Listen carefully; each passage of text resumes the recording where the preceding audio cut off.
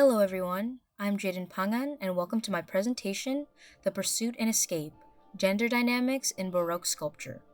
Today we'll explore how Gian Lorenzo Bernini's Apollo and Daphne, Pluto and Proserpina, and the Ecstasy of Saint Teresa capture moments of transformation driven by power dynamics. The Baroque period, spanning the 17th century, was marked by its dramatic intensity, emotional depth, and powerful storytelling. This era was shaped by shifting political, religious, and social structures. All the while, the Catholic Church used art to reaffirm its authority during the Counter-Reformation. At the same time, rigid gender roles were enforced, particularly limiting the autonomy of women. By examining these structures, we gain insight into how Baroque art both reflected and sometimes challenged these dynamics. Power relationships, whether between gods and mortals, men and women, or the divine and the human, were central to the storytelling of this period. Bernini's works dramatized these tensions and revealed deeper truths about resistance, transformation, and the human condition. Through these three sculptures, we will see how pursuit and escape serve as metaphors for larger societal struggles, making these themes just as relevant today as they were in Bernini's time. Let's begin with Apollo and Daphne, created between 1622 and 1625. This sculpture depicts a myth from Ovid's Metamorphoses. As Dr. Beth Harris and Dr. Stephen Zucker explain, Eros fashions two arrows, one made of gold and one made of lead.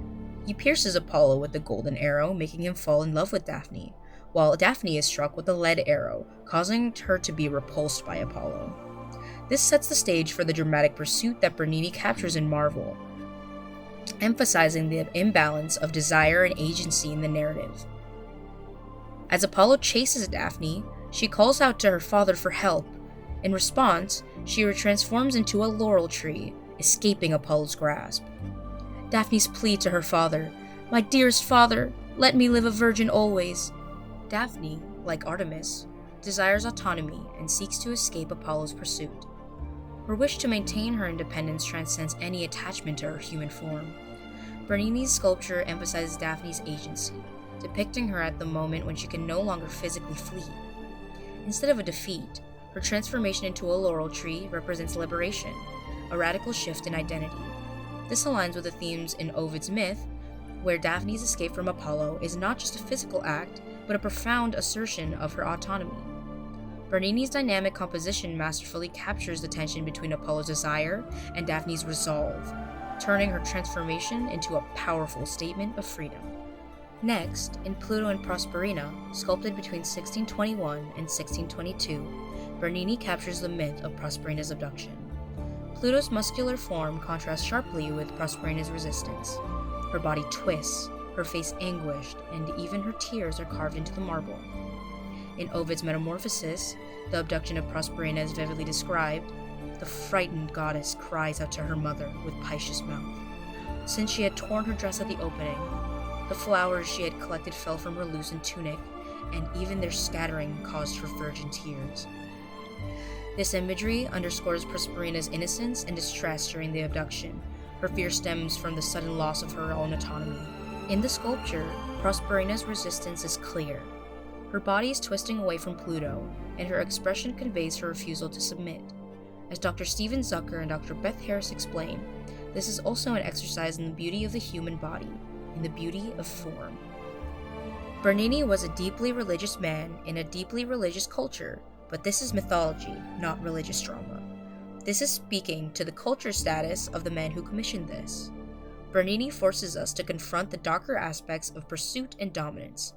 He presents male power and dominance not as something to be admired, but as something to be questioned and villainized, giving voice to female resistance. Finally, in the Ecstasy of Saint Teresa, completed in 1652, we see a significant shift from physical pursuit and escape to spiritual transformation.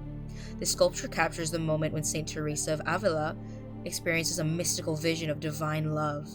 According to her writings, she describes the experience as both painfully intense and blissfully overwhelming, with the vision involving an angel piercing her heart with a golden spear.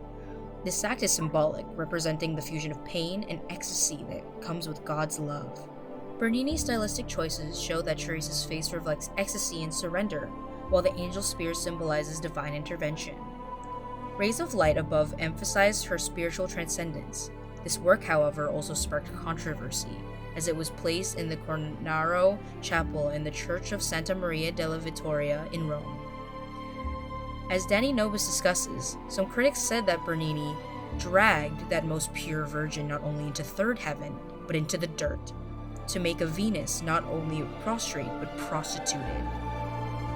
In this quote, Nobis explains that critics accused Bernini of transforming Teresa from a symbol of spiritual purity to something more sensual and sexual.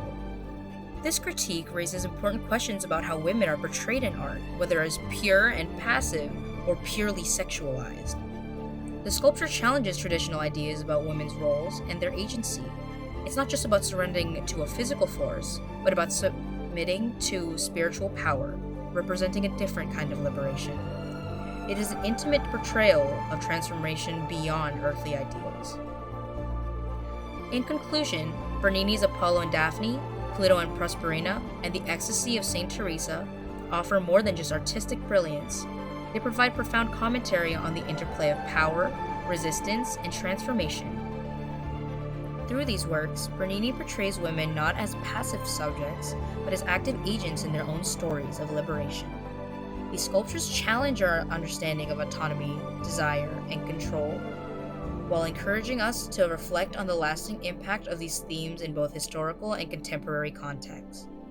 By exploring the tension between pursuit and escape, Bernini's sculptures remind us that transformation, whether physical, emotional, or spiritual, often come with a struggle for power and independence. These masterpieces have not only shaped Baroque art, but continue to resonate with discussions about gender roles and power dynamics today.